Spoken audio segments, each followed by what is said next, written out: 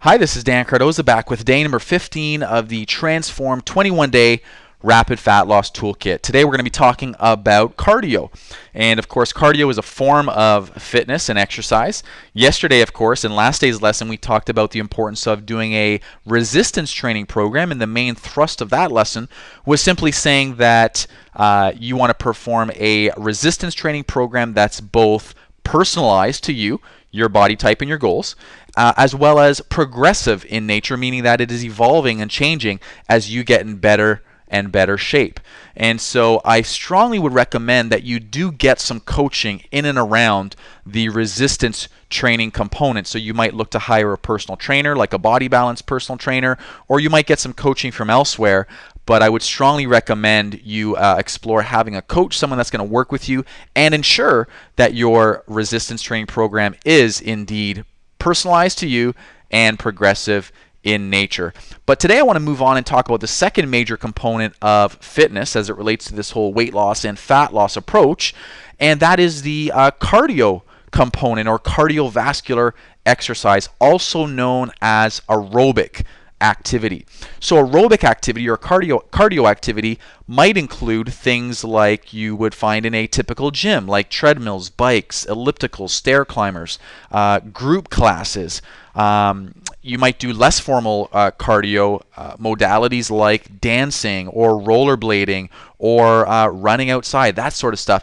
Cardio is basically anything that's going to elevate your heart rate for a sustained period of time, ideally at least 20 minutes, but up to 30 or 40 minutes or beyond. I'll talk to you a little bit about when and how much to do here in just a moment. But before we get into all that, let's look at fat loss golden rule number 9, which simply states that you're going to want to perform cardio-based training between at least three, but up to as many as 6 times per week for approximately 30 minutes, ideally at least 20 minutes though, but 30 minutes is good enough. Now, before we talk about when and how much as it relates to doing cardio, what are some of the big benefits of doing cardio? Well, number one, cardio, as its name suggests, is going to help strengthen your cardiovascular system.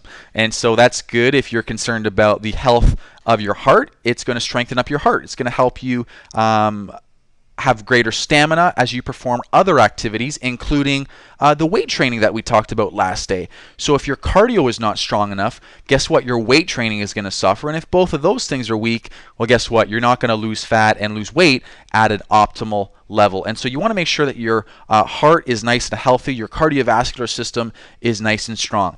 Now, more specifically, as it pertains to weight loss and fat loss, cardio is going to assist in burning fat. In fact, if done properly, and I stress those words, if done properly, cardio can accelerate fat burning. And you should, it doesn't always happen this way, but you should be tapping in to your fat burning energy system when performing cardio. Now, here's what I mean by that.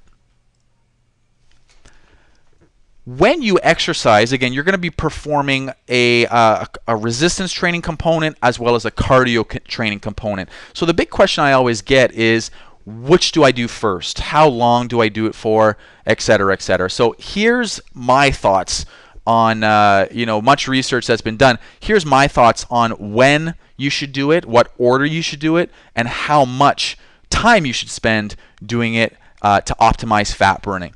First of all, when you walk into a workout, you always want to get warmed up. So you always want to start by doing some aerobic or cardio type activity, but don't do a full-blown session. I'll tell you why in our next video, but let's just do a quick overview here. You just want to do 5 to 10 minutes of warm-up. The goal there is to loosen up the joints, loosen up the muscles, and get your body prepared for the main workout. Then, while your body's fresh, you want to get into your resistance training workout, which should last between 30 and 45 minutes.